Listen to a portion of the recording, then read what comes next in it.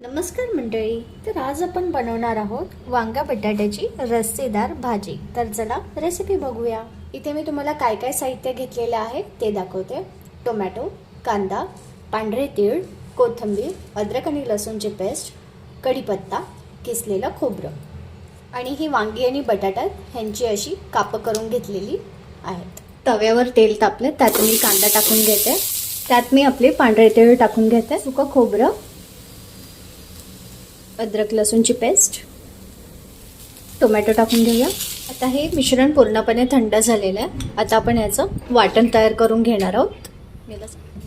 आता या तापलेल्या तेलामध्ये आपली वांगी आणि बटाटे जे आहेत ते मी परतवून घेणार आहे. आता इथे वांगी बटाटे चांगले परतलेले आहेत. मी यांना साईडला काढून घेते. आता मी त्याच कढईमध्ये तेल तापवलं आणि त्याच्यात मी कढीपत्त्याची फोडणी देऊन घेणार आहे आणि त्यात आपले हे तयार केलेले वाटण टाकून घेते.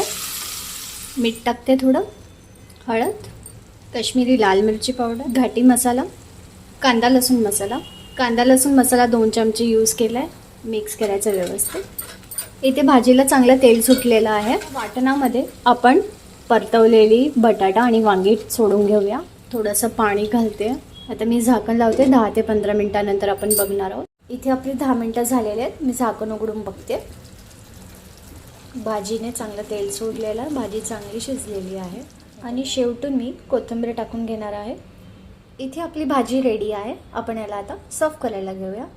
तुम्हाला जर ही रेसिपी आवडली असेल तर प्लीज माझ्या चॅनलला लाईक, शेअर अँड सबस्क्राईब करायला विसरू नका.